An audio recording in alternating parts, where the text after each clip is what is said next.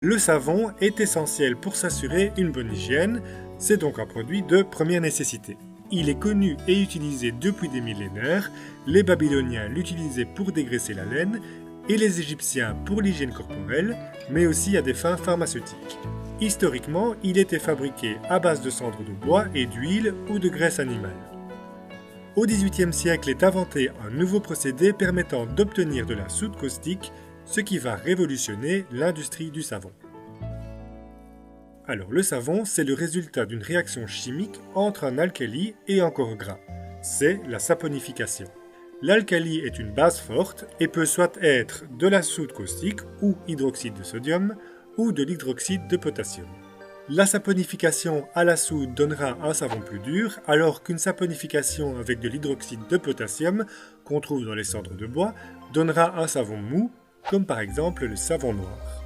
Quant au corps gras, ce sont des esters d'acides gras et de glycol. La plupart des huiles et graisses étant des triglycérides, c'est-à-dire composés de 3 acides gras. La réaction d'un mélange base plus acide gras donne de la glycérine et du savon. Le savon, c'est ce qui permet de nettoyer, et la glycérine, elle hydrate. Et d'ailleurs, les industriels retirent la glycérine du savon et elle rentrera par exemple dans la préparation de produits hydratants.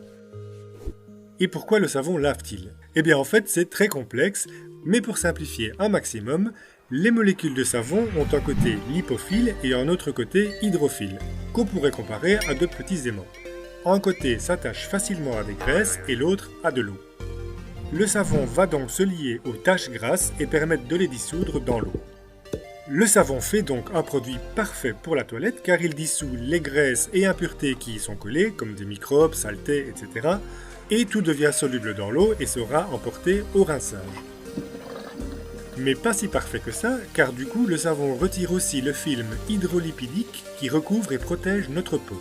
En laissant la glycérine dans le savon, la peau sera protégée par la glycérine et ses propriétés hydratantes, en attendant que la peau régénère son film protecteur, ce qui va prendre quelques heures.